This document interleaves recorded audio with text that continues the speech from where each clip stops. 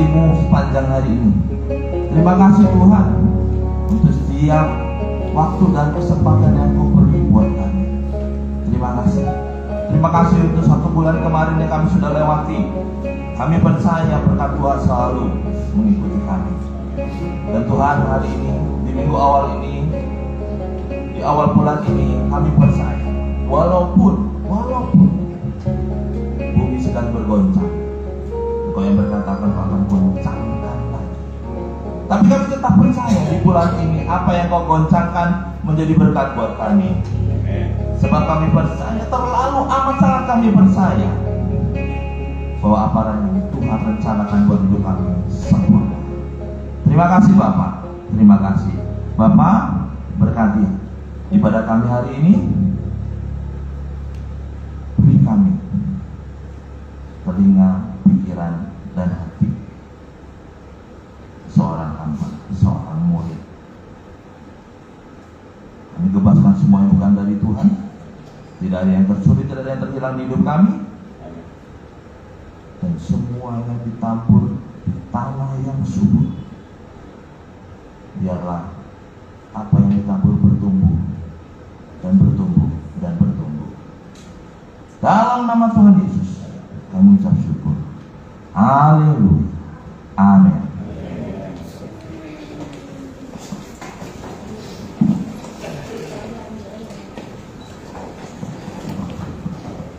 Shalom Bapak Ibu Saudara kasih dalam Tuhan.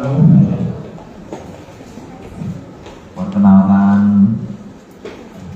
nama saya Rudy. Saya dari tadi melihat sepanjang mata saya melihat, saya nggak ada yang kenal satupun di tempat ini. Saya pikirnya begitu, ternyata saya ada kenal satu orang, Pak Suhar dan Ibu itu. Terus waktu saya naik, mata saya cuma tertuju satu hal, misi. Misi di sini dituliskan, meninggalkan percintaan dunia demi kesucian hidup, fokus pada langit baru dan bumi baru, serta hidup bertanggung jawab demi kepentingan kerajaan surga. Luar biasa. Segala sesuatu tidak ada yang kebetulan. Luar biasa juga kalau saya ada di tempat ini. Terima kasih Bapak Gembala di tempat ini sudah memberikan kesempatan. Baik. Tadi sudah dibacakan ya nasnya hari ini. Mazmur 67 ayat 6 sampai 8. Saya ambil hanya ayat 6 sampai 8. Kita masuk pada intinya. Saya baca kembali. Mazmur 67 ayat 6 sampai 8. Kiranya bangsa-bangsa bersyukur kepadamu ya Allah. Kiranya bangsa-bangsa semuanya bersyukur kepadamu. Tanah telah memberi hasilnya. Allah kita memberkati kita. Allah memberkati kita, kiranya segala ujung bumi takut akan Dia. Bapak Ibu, ini kata-kata yang ditulis berulang.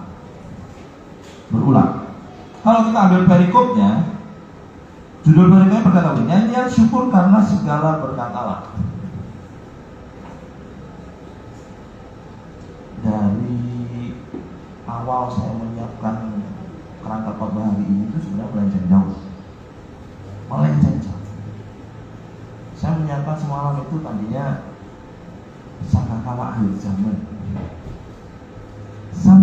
akhir zaman dengan goncangan-goncangan hari ini. Tapi pagi tadi semua berubah. Pagi tadi berubah dengan Mazmur 67. Ya saya nurut aja. Mau bisa apa? Tuhan tiba-tiba berkata Mazmur 67. Saya menurut. Di Mazmur 67 dengan perikop nyanyian syukur dan segala berkat Allah. Itu perikop yang ditulis di Alkitab. Tapi waktu kita selami lebih dalam, begini. Kitab Mazmur itu adalah kitab tua. Kitab yang memang sebagai pedoman bangsa Israel. kitab tua yang memang sudah panggilan buat mereka untuk mereka jalankan. Kalau kita mau pelajari lebih dalam tentang kebenaran kitab Mazmur, kita akan menemukan banyak hal, yaitu dari awal kreasi penciptaan Tuhan.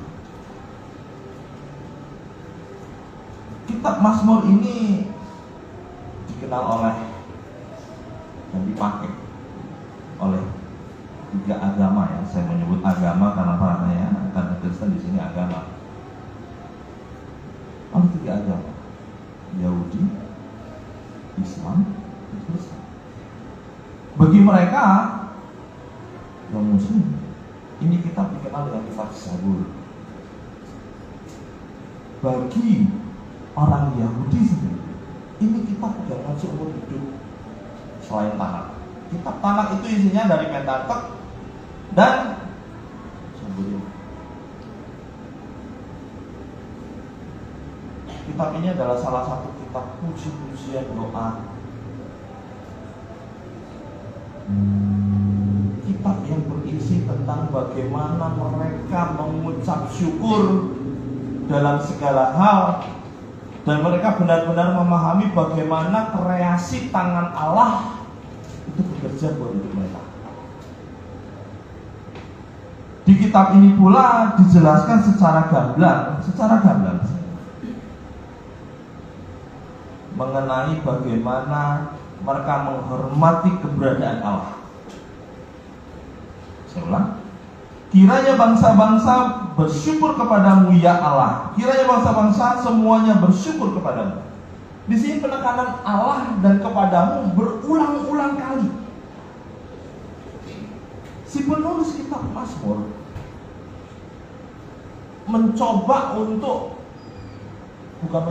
mencatat bagaimana menyampaikan keimanan Allah, keberadaan Tuhan di antara mereka. Itu yang pertama dia mau coba sampaikan. Allah yang imanen, Allah yang selalu ada, dan segala sesuatunya berasal dari Allah. Tanpa Allah punya kreativitas, tanpa Allah punya kreasi penciptaan, mereka tidak berada. Jadi sejatinya Allah memang yang punya ide. Pada waktu Allah memiliki ide, Allah memiliki misi, Allah juga yang menggenapi. Inilah keimanan Allah, keberadaan Allah sendiri pada makhluk ciptaan. Kalau kita punya rumah, peliharaan gitu ya, kucing atau kucing atau apa, setiap kali pulang tuh pasti mereka gitu, manja-manja, ya ujung-ujungnya tidak makan.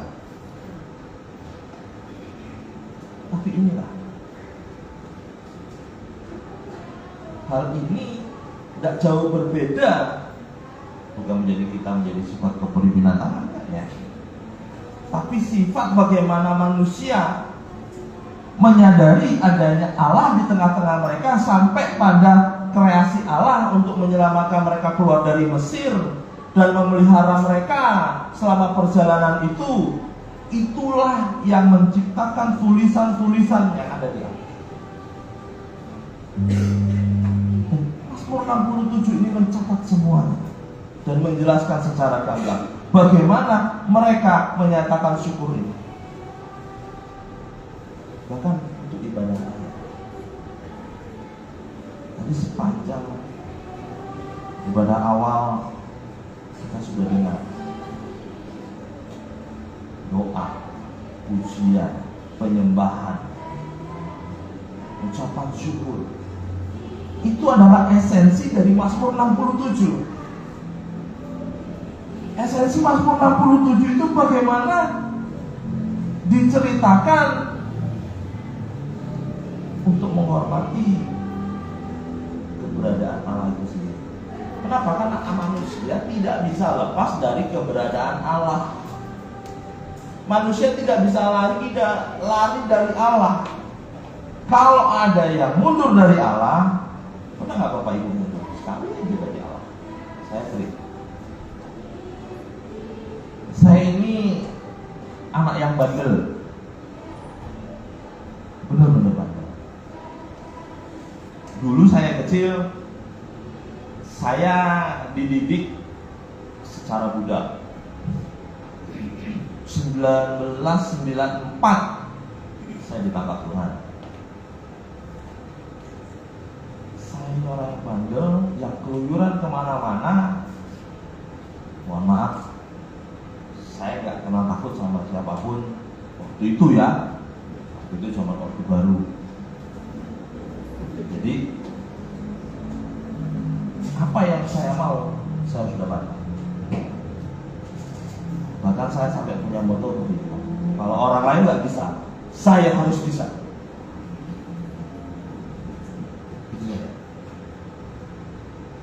Jadi dalam proses itu saya ditangkap Tuhan.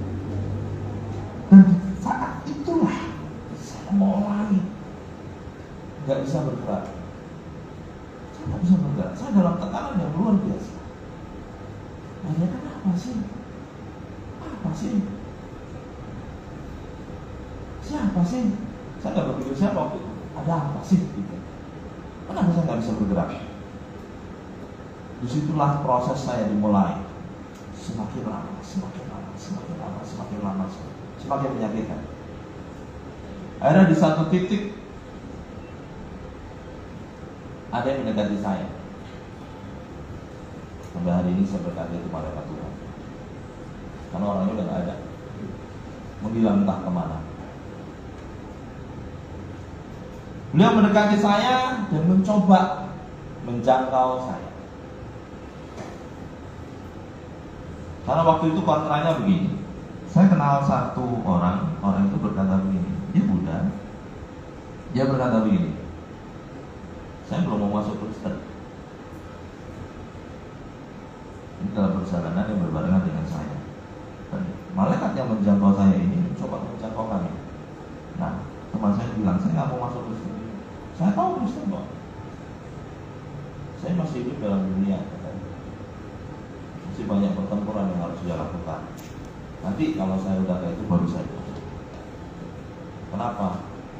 Dia punya mengatakan satu hal begini.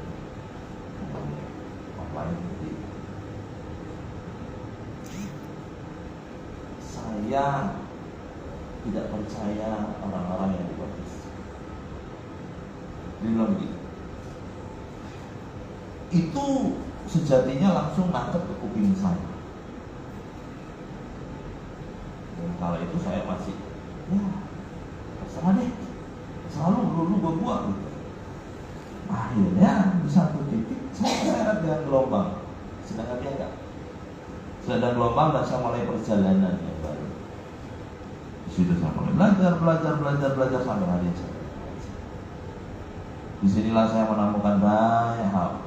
Bagaimana Tuhan menciptakan dunia, bagaimana Tuhan itu ada di tengah-tengah kita, bagaimana orang-orang Kristen itu memahami, bagaimana orang-orang Israel itu juga belajar takut akan Tuhan. Mereka tidak cuma belajar, mereka dididik takut akan Tuhan.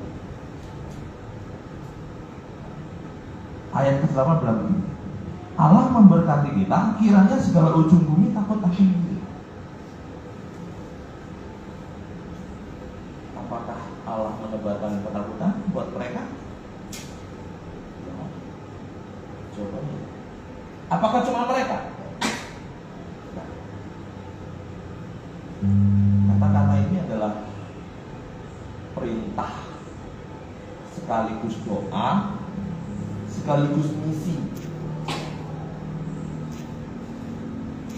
Mas Roman ke-7 ini lengkap. Misi pewartaan Injil yang ditugaskan oleh Tuhan buat bangsa Israel.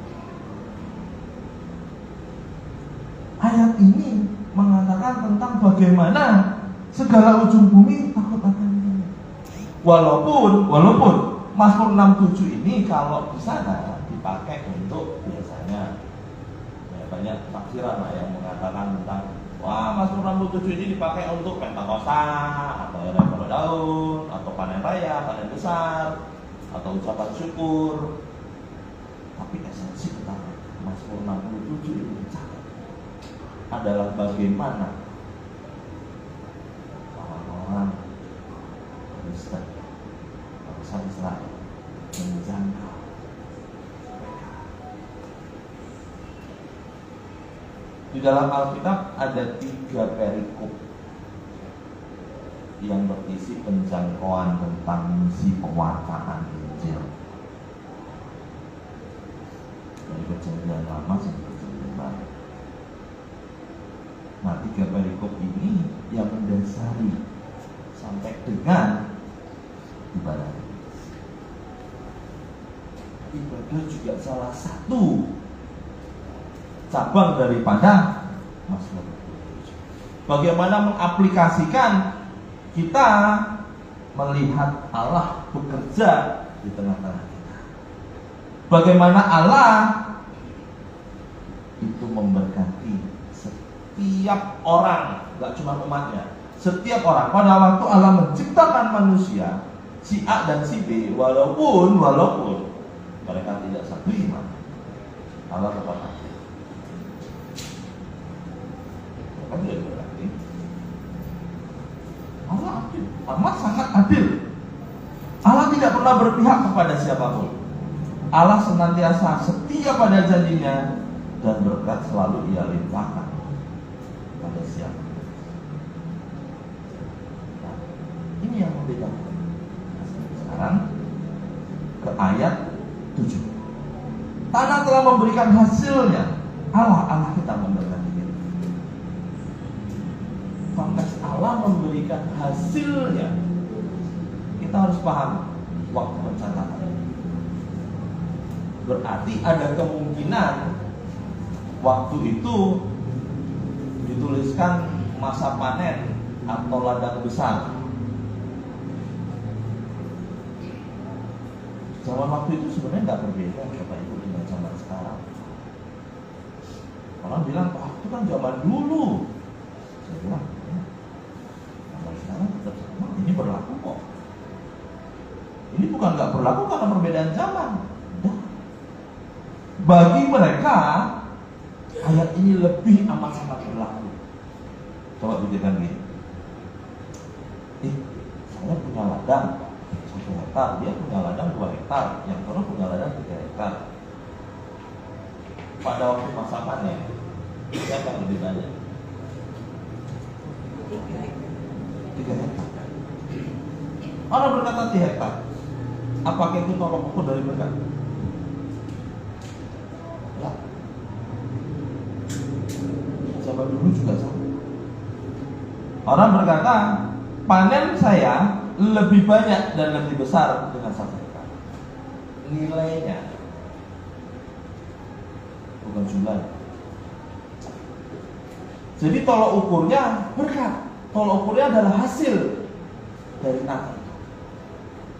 Kalau ini pertanian, ngomong pertanian, dalam 1 hektar bisa menghasilkan mungkin 5 ton.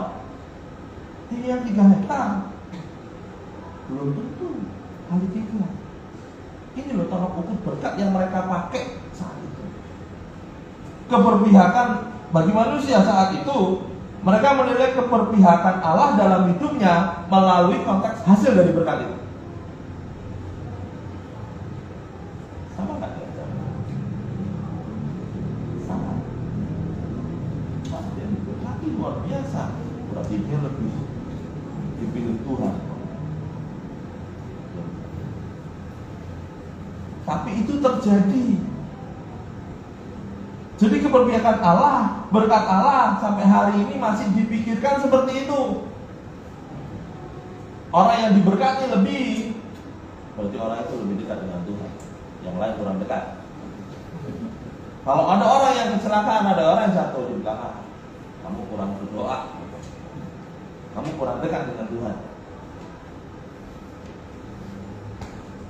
Itulah pola pikir sampai hari ini. Dan itu ada dari Mazmur. Itu sudah ditulis dituliskan dari dahulu kala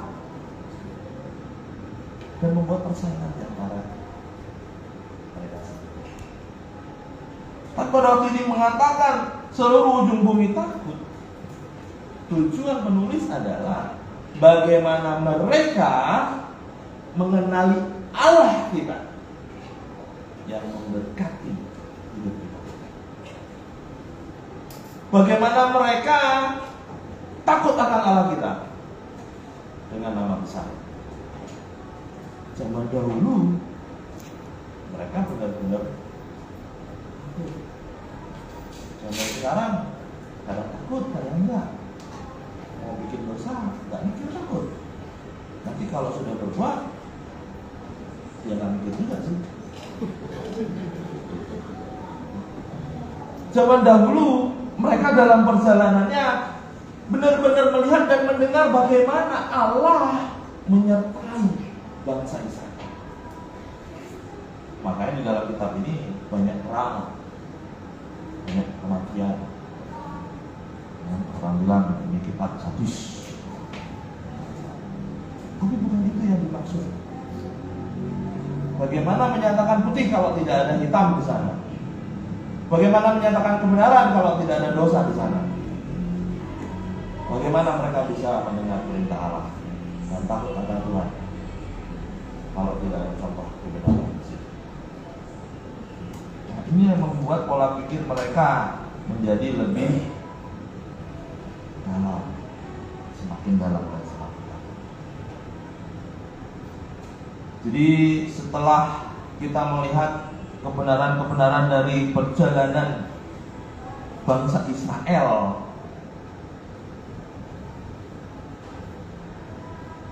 kitab ini tetap berlaku. Masih tetap. Bahkan bangsa Israel itu, mereka yang Yahudi pun masih, mereka kemana-mana itu bawa buku saku, buku kecil, isinya Mazmur. Isinya Mazmur. Saya punya teman orang tua itu beberapa, bahkan sampai pemasok, saya nggak kalah. Mereka kemana-mana itu bawa, dan mereka takut akan itu. Mereka selalu baca. Kita kadang-kadang nggak baca kok. Baca kalau butuh, kalau penting. Pas lewat Mazmur 16 ngantuk ya ditutup Alkitabnya kan. Ya. Esensi dari ibadah juga sama. Esensi dari doa sama. Esensi dari penyembahan sama. Esensi dari pujian juga sama. Jadi kalau kita pahami ibadah, doa, pujian, penyembahan itu adalah kita sedang mengenapkan kitab Mazmur. Itu yang dipakai sampai hari ini. Mereka juga ibadah. Bahkan ada ibadah yang sampai 5 kali. Mereka dari mana? Orang mikir nggak apa-apa itu. Mereka ibadah itu 5 kali sampai 6 kali. Orang mikir. Mereka dalam kitab sama. Kitab yang sama. Manaranya beda. Bahasanya beda. Di Israel kitab Mazmur ini dikenal dengan namanya Sefer Tehillim. Sefer Tehillim ini kitab Mazmur artinya. Kalau cuma Mazmur doang, nggak ada kitabnya, bahasa sana itu Mizmor. Jadi jangan salah kalau ketemu sama orang Israel di sana, kita ngomong Mizmor, kita bingung apa tuh Mizmor? Mazmur, tapi bukan kitab. Kitab Mazmur adalah Sefer Tehillim. Ini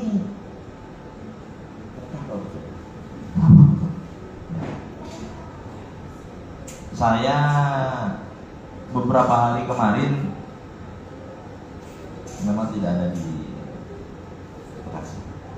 Waktu Pak Suhartono, Pak Gembala untuk hadir si hari ini, saya tidak bisa.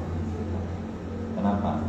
Karena saya diundang misi ke Pacipadan. Dan misi itu waktu dibicarakan 1 minggu. Pasti lewat dari tanggal minggu ini. Saya nggak tahu mereka apa itu, karena saya berpikir Tanjung Pandan itu sudah maju Beda dengan 5 tahun yang lalu. 5 tahun yang lalu itu benar-benar hutan, banyak yang listrik tidak masuk ya, sampai ke Belitung. Itulah di sana ya, 5 tahun yang lalu itu masih sama dengan pedalaman Kalimantan. Nah, setelah saya ke sana, saya berangkat, ada banyak pengalaman. Saya berangkat itu pas sebelum gempa, Jambi. Jadi waktu di sono itu, Bapak Ibu pernah lihat ini video yang beredar di WhatsApp yang fluid ikannya pada keluar dari laut, sama Bangka Belitung yang lautnya. Saya lagi di sana. Setelah saya pelayanan di sana, ternyata pelayanannya ya nggak satu amat sih, nggak seperti yang saya pikirkan. Selesai lah dalam beberapa hari. Singkat cerita, karena yang mengundang masih saudara, kita tinggal di rumah dia. Dia bilang jangan pulang dulu ya. Kenapa? Udah selesai pulang lah, masih banyak yang saya kerjakan. Nah, jangan pulang dulu. Kita kangen, udah jarang di sini. Udah berapa tahun katanya, kalau nggak di telepon, nggak diajakin, nggak datang kemari. Ya iyalah, siapa yang mau ke sono, kosnya mahal, saya bilang. Udah, pokoknya pulang dulu. Oke. Dia bilang begini, nanti malam kita bikin acara. Acara. Kita turun ke laut. Ngapain? Saya nggak lihat HP, nggak ada signal. Nggak ada signal. Saya nggak lihat loh berita-berita itu.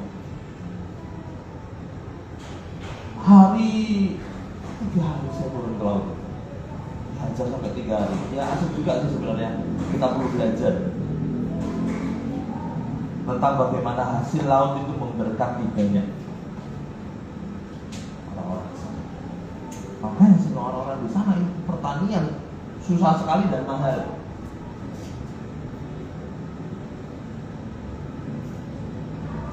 Sebelum kami turun, kita kan juga makan ya. Makan kita ngambil masak sendiri, masa kita nggak makan? Daun bawang, ini bukan promosi harga sayuran ya. Daun bawang 2 batang 3.000. 2 batang 3.000. Masih kebeli sih, tapi mahal ya. Di sini 1 kilo 16.000. Jauh banget. Itu baru 1 loh. Nah dari sini kita melihat hasil yang diupayakan sama mereka, ada hasil. Semakin tinggi mereka kan semakin senang, tapi tetap hasil. Beralih, saya di sekolah sudah nggak ada lampu, nggak ada listrik, nggak ada sinyal pula. Saya turun hari pertama itu jam 6 sore, 6 malam.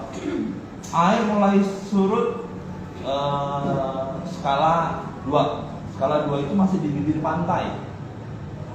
Sampai surut bersih itu jam 11 malam. Itu sampai ratusan meter lah. Kira-kira saya jalan itu 1 jam dari bibir ke karang tebing. Itu jalan berangkat doang, pulangnya 1 jam lagi. Saya melihat bagaimana mereka tiap malam cuman berbekal serokan sama lampu di kepala. Mereka ngambil ikan-ikan yang terjebak di karang. Lumayan, pajari paling gede. Yang lainnya kok itu kerang, mereka bisa ambil. Apapun bisa ambil, udang mereka bisa ambil, cumi bisa ambil. Saya hari pertama ke sana cuma melihat bagaimana mereka mengambil. Hari kedua saya mulai tertarik bagaimana belajar tidak cuma mengambil, membedakan. Ternyata cumi itu Kalau di bawah, dia menyerupai karang. Dia nempel sama karang. Bentuknya tak seperti cumi. Cumi sopan dan teman-temannya. Kerang pun juga sama. Mereka cepet banget. Tahu-tahu dapat satu jerigen penuh. Saya ingin cepet banget. Apa tinggal mulut kali ya? Enggak. Ternyata kerang itu masuk ke dalam pasir. Dia memancarkan sinar warna emas. Ada matanya yang sudah ngintip. Dan itu ketahuan sama mereka. Enggak bisa lari. Dan kerang nggak kayak di sini, kerang hijau, kerang darah, enggak. Di sana kerang burung, makanan mahal. Bentuknya kalau dikupas kayak burung. Nah, itu baru prosesnya. Saya mulai berpikir, Tuhan, ini hasil gratis yang Tuhan berikan. Tapi tidak ada manusia yang bisa mengambil lebih banyak. Dia menang. Paling banyak yang sekuat kita. Kita mau ngangkat berapa ton? Ton 25 kilo, 30 kilo, 50 kilo. Paling kita seret. Tapi sampai hari ini mereka tidak memperdagangkan kan? Ikan apa segala macam. Mereka konsumsi sendiri. Mereka ambil itu bisa untuk seminggu, bisa 3 hari. Tapi setiap malam selama 3 hari berturut-turut itu udah kayak besar di bawah sana. Hari kedua, hari ketiga saya yang tadinya hari kedua memandangnya ke bawah, nyari itu kerang dan teman-temannya. Hari ketiga saya memandang ke atas. Yang saya lihat cuma ada kegelapan dan bintang. Saya tidak berpikir ombak yang besar. Saya tidak berpikir ada apa. Tetapi video yang beredar itu benar. Hari ketiga itu surutnya jam 3 sore, jam 2 kalau nggak salah. Itu sudah surut jauh sekali. Kita nggak ada yang mikir satupun.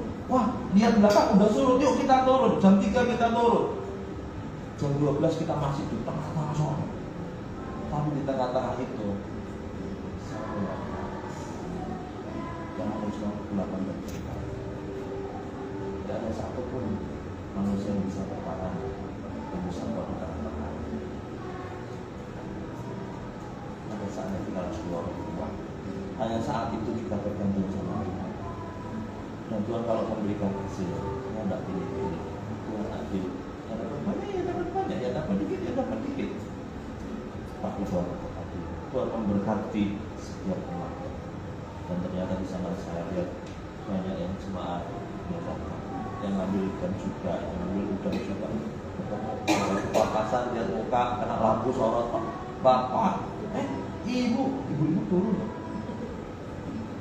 Keren nggak tuh? Dapat cumi 10 kilo nggak?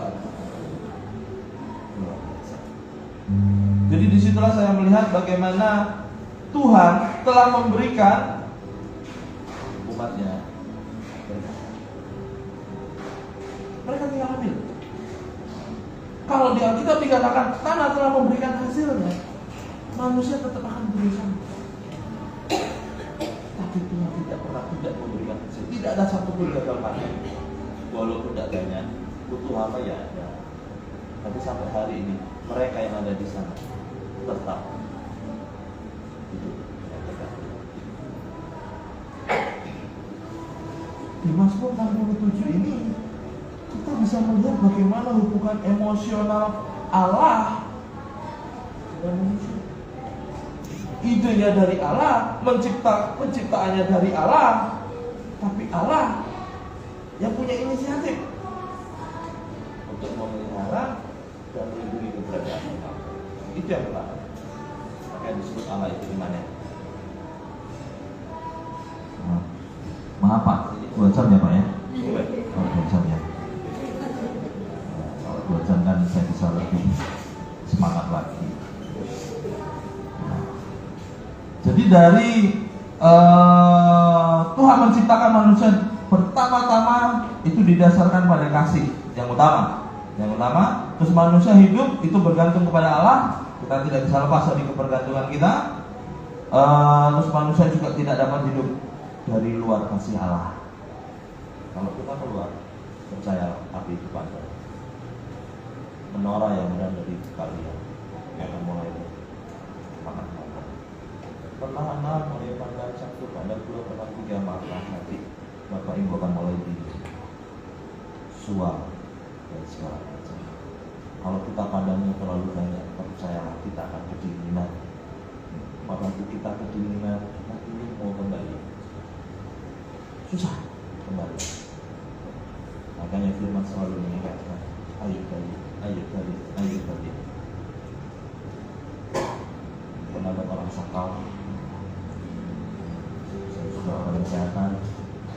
Orang sakau kalau udah pakai sekali masih bisa balik, 2 kali agak susah balik, 3 kali nggak bakal balik. Saya berapa kali melayani mereka, yang sekali masih bisa balik dan jadi orang balik, yang kedua kali susah balik satu lagi, balik satu lagi. Walaupun kita tidak harus rasa, kadang sakit mereka bukan saya. Kita tetap mengajar, karena tetap mau ikut, nanti tetap balik. Tapi yang ketiga, kalau nggak balik. Berapa banyak di anak-anak muda gereja Indonesia mereka kasih kemana hal itu berbahaya. Hidup mereka sudah mulai pelan dari pelayanan. Ya nggak harus melayani kok ke gereja. Tapi kalau melayani ya puji Tuhan. Yakin. Ini para imam musik mana ya? Musik ya. Nah, ini kebiasaan. Saya cuma mengingatkan, biasanya kalau di gereja-gereja itu kalau udah pada ibadah berjalan, firman sudah mulai diberitakan, para imam musik yang biasanya jalan-jalan. Ya Pak ya.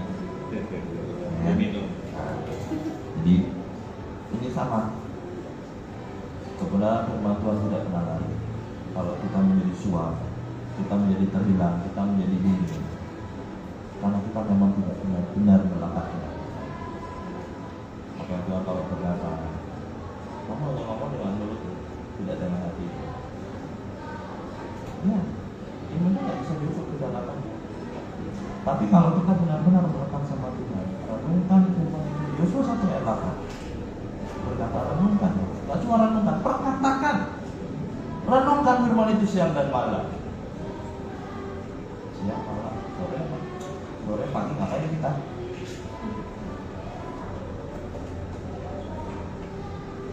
Tuhan bilang, tujuannya untuk apa? Bangsa Israel paham betul bagaimana mereka mengatasi dan berhadapan dengan gelombang yang Tuhan berikan. Makanya mereka jadi bangsa yang bebal karena Tuhan. Ya diantar dengan gelombang yang kencang juga. Nah kita apa mau diantar dengan gelombang seperti itu? Tidak, bahkan Tuhan bilang, sarang-sarangnya aku mau potongin. Udah gue potongin, gue bakar nih. Gak berbuah. Nah, kita sebagai sarang, katanya kalau kita mau pakai sarang, mesti pakai pokok kok. Ya pokok, bukan sarang. Jadi percayalah, buah itu pasti akan ada. Selalu ada di depan Anda. Seperti apa? Seperti kasih Tuhan. Ya. Saya sejak 2 tahun 3 tahun yang lalu, karena pandemi, saya mulai kenal dengan banyak para hamba Tuhan yang bermain di pertanian. Bahkan 2018 saya ketemu dengan satu orang, dia memberikan ide GKI atau GKJ kalau nggak salah. GKI itu punya promotor, ini nggak promosi gereja ya. Mereka punya ide untuk mengembangkan pertanian, perkebunan dan perikanan lokal, maksudnya rumahan. Nggak harus punya tanah besar, supaya kita bisa bertahan untuk hantaman badai ke depan. Nah, saya ketemu dengan beliau, ngobrol banyak hal. Sampai hari ini beliau itu ngajar di kota dan kabupaten seluruh Indonesia. Saya sampai Aceh. Saya ketemu dia itu di tengah-tengahnya Indonesia, bukan di ibu kota ya. Tengah-tengah Indonesia itu di Palangkaraya, dan itu masih 12 jam dari Palangka ke kabupatennya 9 jam, dari kabupatennya ke titik tugu 0 itu Indonesia 8 jam, 17 jam. Itu pun harus roda 2, roda 4 susah dulu. Sekarang atau mungkin bisa. Saya ketemu beliau di sana. Beliau membawa misi untuk mempermudah. Saya bilang ke sini, Pak, enggak salah Pak. Di sini hutan semua Pak. Di tanah pasti ada. Beda dengan rumahan. Indonesia itu kan subur, tinggal lempar aja jadi kok. Oh, enggak. Kalau nggak dikelola, hasil menentukan katanya. Iya juga sih. Mereka bisa nggak? Tidak sama. Mereka tidak mau melakukan itu. Bukan banyak, tapi melakukan. Di Kalimantan Tengah, yang mereka berhasil ada pertanyaan sekolah Jawa. Soal Jawa. Yang lain nggak ada. Yang lain maunya mancing. Serius. Di mana itu saya paling susah kalau di pedalaman. Kalau makan binatang buas gampang. Di sini makan binatang buas susah. Di sana ayam mahal. Bapak Ibu. Tapi di sini kan kita biasa makan ayam. Bebek. Di sana ayam bebek itu peliharaan. Mahal. Saya di sana waktu pertama kali masuk ke pedalaman tengah-tengah itu makannya telur sama Indomie kok. Habis bingung nggak ada sayur. Tapi karena saya anak mapalah, ya, apapun bisa dimakan. Saya bisa makan apa? Bahkan kemarin di Tanjung Pantai itu juga begitu. Sayur itu mahal, akhirnya saya ke sungai, saya cari daun pakis gratis. Saya sekali ambil, dapat 1 karung, bisa untuk 3 hari. Saya pada saya mahal. Pengepul di sana cuma 1. Setiap malam mereka yang panen store ke pengepul. Saya lihat sampai pagi, yang namanya bayam itu nggak ada 1 karung. Yang namanya kacang panjang cuma 2 karung untuk mencukupi kebutuhan sebulan. Bayangkan berapa mahal. Tapi kalau saya ke perkebunannya, ke petanian, saya tinggal petik. Kenal. Ini saudara saya kenal sama juga perkebunan itu. Apa nih? Petik apaan? Kacang panjang. Serius? Iya. Kan mobil. Ya sana masih panas, sama ke dalam. Orangnya nggak ada, main petik-petik aja tuh. Udah petik aja katanya. Kok petik aja? Nggak izin dulu? Enggak, orang kenal, tenang aja udah petik aja. Kita petik kan, dapat 1 kresek. Enggak bayar.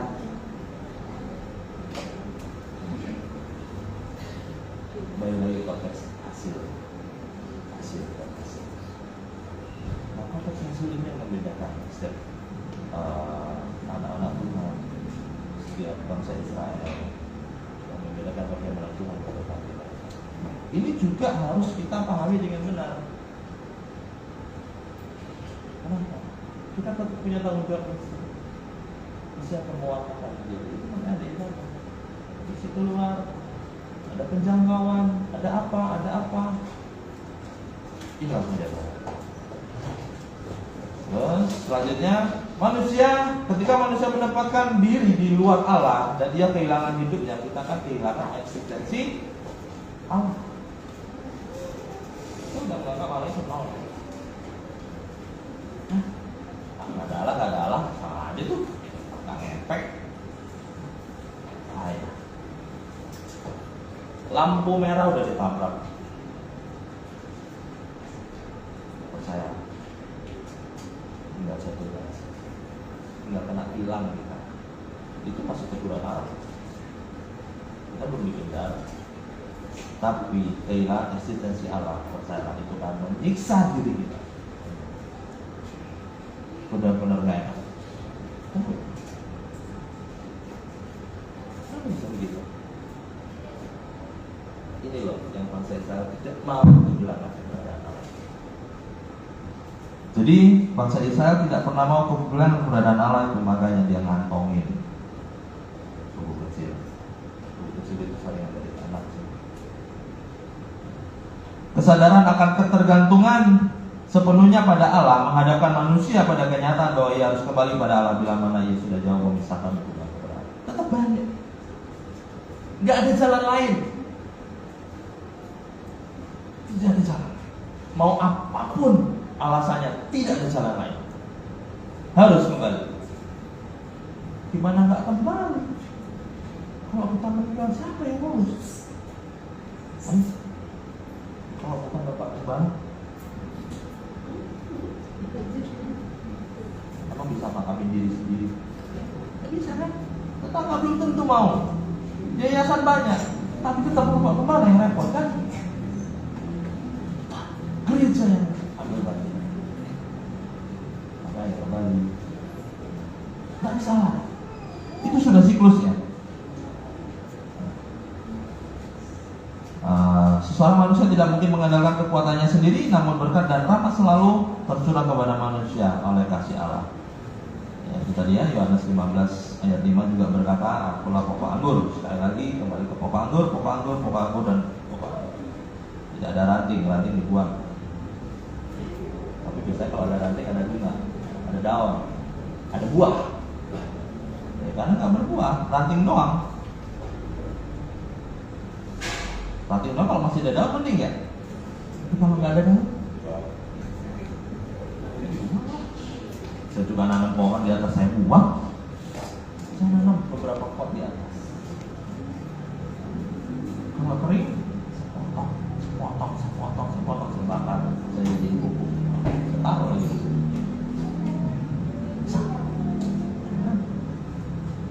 Oke, yang terakhir, kegelapan tidak dapat menutupi rahmat dan kasih Allah.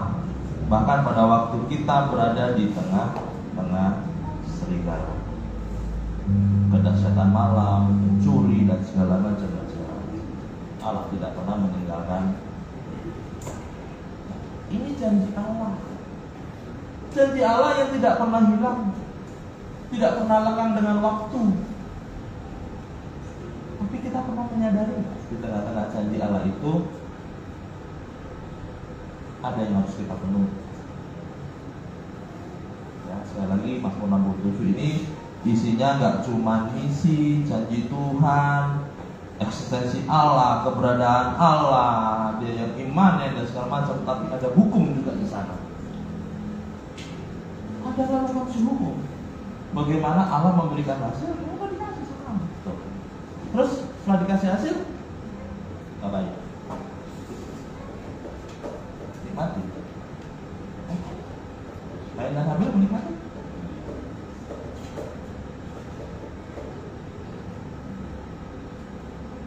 Ada 2 persembahan yang waktu itu dipilih itu. Kenapa harus dipilih? Kenapa nggak diterima dua-duanya aja? Pada itu memberikan persembahan. Apa yang kau bilang? Tuhan nggak pilih hasil. Tuhan juga nggak pilih yang enak-enak. Tuhan juga nggak pilih yang lebih besar. Ya, Yesus berkata ya, perempuan itu ngasih berapa peso. Tapi ini calon penghuni surga. Bukan yang kaya. Jadi apa standarnya Allah? Firman diperintahkan, persembahan dilakukan, selalu ada imbalannya. Beri yang terbaik. Beri yang terbaik. Terbaik menurut siapa? Perlu diulah, ya. Perlu tahu seperti itu. Jadi proses demi proses itu harus dipahami dengan gamblang. Dan kita benar-benar tahu bagaimana Allah juga menyertai umatnya dari awal sampai akhir. Bagaimana Allah memberkati mereka, melindungi mereka, bahkan membawa keselamatan bagi mereka. 40 tahun mereka keluar dari Israel, kasus pun nggak ada yang ganti, nggak ada toko sepatu, nggak ada yang jual tali dan segala macam, nggak ada obral-obral di sana, tapi mereka tetap tidak pernah ganti kasutnya. Ada banyak perlindungan Allah bagi setiap anak-anak Tuhan, bagi setiap pribadi yang memang hidup dekat dengan Tuhan. Hari-hari ini itu sudah terulang kembali. Kisah dalam Alkitab, kitab Mazmur ini bukan kisah lama, bukan kisah jadul atau zaman dulu. Kitab ini tetap berjalan dan seiringnya waktu tetap terjadi di tengah-tengah kita. Apa yang kita lakukan hari-hari ini, apa yang kita jalani hari-hari ini bukan sesuatu yang baru, tapi kita melihat perjalanan itu ke dalam Alkitab. Karena Alkitab berkata bahwa akulah Allah. Di situ Tuhan juga beracara di kita. Kalau hal ini saja sesimpel ini kita tidak pahami dengan baik dan benar, maka kita susah melakukan. Baik, mari saya undang para pemusik. Jadi dalam kisah pewartaan Injil 67, Mazmur 67 ini kita bisa memahami bagaimana panggilan Allah untuk kita dan menyatakan rencananya untuk memberkati bangsa-bangsa. Bagaimana kita mendoakan bangsa-bangsa dan bangsa-bangsa itu melihat keberadaan Allah dalam hidup kita.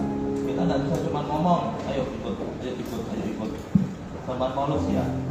Tapi kita nggak cuma bisa bilang, tapi mereka melihat bagaimana bangsa kita diberkati. Bangsa kita sampai hari ini tidak pernah pecah. Bangsa kita tidak dalam peperangan yang besar. Bangsa kita tetap dipegang kendali oleh Allah. Inilah yang melihat bangsa-bangsa hari-hari ini dalam G20 dan segala macam, banyak mereka yang minta tolong atas bangsa kita.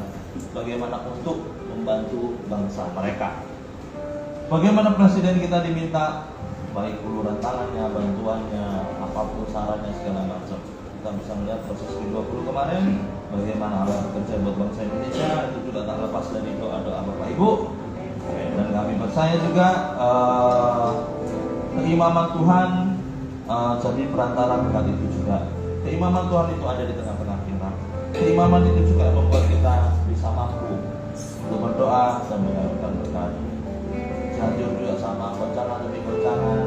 Kami percaya bahkan seluruh barisan gereja-gereja Tuhan hamba Tuhan saat ini sudah berangkat ke sana. Saya kemarin bilang pulang dari Tanjung Padang, saya berkata begini, kita tidak usah pergi ke Cianjur. Doanya mereka yang ke sana. Karena feeling saya gempa ini nggak mungkin sebentar. Saya tidak mendoakan yang buruk, tapi saya merasa bahwa gempa ini agak sedikit lebih lama. Jadi saya bilang kemarin sama teman-teman, karena kita juga punya yayasan, saya punya grup WA besar, satu Nafiri, satu Sofar, mereka barisan peniup sangkakala. Barisan peniup sangkakala itu ada 1000 lebih di Indonesia. Jadi jangan heran kalau saat ini barisan peniup sangkakala juga dibangkitkan Tuhan. Mereka mulai bekerja, mereka mulai patungan. Saya bilang jangan dulu, nanti saja, karena ini kita melihat ini nanti akan lebih lama. Kita akan bergantian dengan mereka yang ada di sana. Kita itu bulan depan lah, saya bilang begitu. Ternyata nggak tahu bagaimana tiba-tiba ada ini. Bang terpal kemarin ada berapa puluh terpal yang datang, segala macam dan segala macam. Terus ada beberapa teman yang di sana, baik dari sisi puskesmas dan segala macam. Karena kita adik sepupu juga ada di RSUD Cianjur. Mereka bilang begini aja ya sudah, apa yang sudah kita bersama teman-teman kemarin kita kirimkan. Ya, yang saya lihat bagi hamba Tuhan juga berangkat ke sana, kan ya dari Jakarta rata-rata semua berangkat ke sana. Nah, yang ketiga, membuktikan maksud dan untuk memberkati semua bangsa, tidak cuma bangsa Indonesia.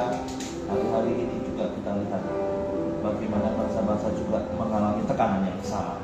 Tapi bagaimana kita juga bisa memperkatakan berkat itu buat bangsa-bangsa, itu juga menjadi bagian kita. Baik, terima kasih, Tuhan Yesus memberkati.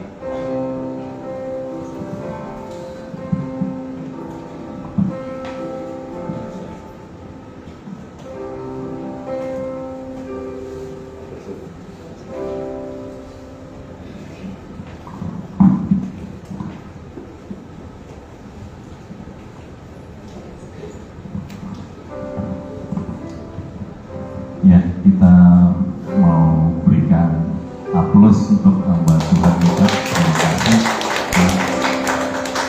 mewakili teman-teman dan juga majelis serta hamba Tuhan yang ada.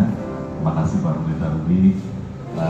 Beliau memang concern di pelayanan Nafiri ya, peniup sangkakala. Saya